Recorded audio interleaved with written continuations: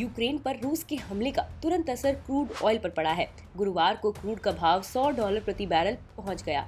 2014 के बाद पहली बार क्रूड का भाव इस लेवल पर पहुंचा है। क्रूड का भाव इतनी ऊंचाई पर पहुंचने का सीधा असर भारत पर होगा। इससे कई कंपनियों के लिए उत्पादन करना महंगा हो जाएगा। इससे आपको चीजों के लिए ज्यादा कीमत चुकानी पड़ेगी। आइए इसके बारे में आपको विस्तार से बताते हैं। सबसे पहले ये जान लेना जरूरी है कि इंडिया पेट्रोलियम की अपनी खपत का 85% हिस्सा इंपोर्ट करता है।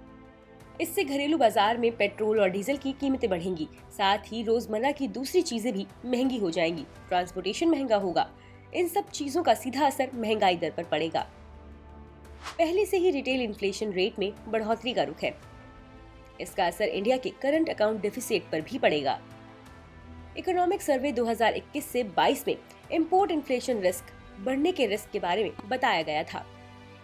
दरअसल ग्लोबल मार्केट में फ्यूल की ऊंची कीमतों से इंपोर्ट इन्फ्लेशन का रिस्क बढ़ जाता है। हालांकि रिजर्व बैंक ऑफ इंडिया की मॉनेटरी पॉलिसी और बजट में क्रूड ऑयल की प्राइस को लेकर ज्यादा चिंता नहीं जताई गई थी।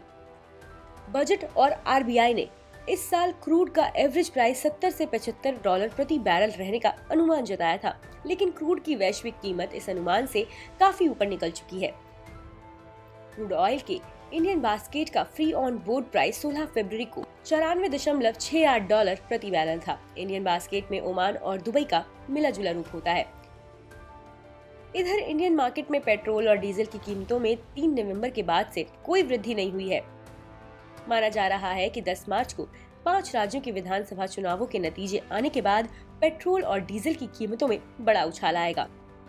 महंगे फ्यूल से ट्रांसपोर्टेशन कॉस्ट बढ़ने के साथ ही पैसेंजर फ्रेट यानी टिकट का मूल्य भी बढ़ेगा। फ्रेट कॉस्ट बढ़ने का असर फल सब्जियों से लेकर मैन्युफैक्चर गुड के भाव तक पर पड़ेगा। इससे कंज्यूमर प्राइस इंडेक्स आधारित इन्फ्लेशन बढ़ जाएगा और इसका सीधा असर आम आदमी के बजट पर पड़ेगा। पेट्रोल और डीजल के लिए ज्यादा कीमतें चुकाने के साथ ही आपको दूसरी कई चीजों के लिए भी ज्यादा खर्च करना पड़ेगा। देश और दुनिया की तमाम खबरों के लिए देखते रहिए मनी कंट्रोल हिंदी।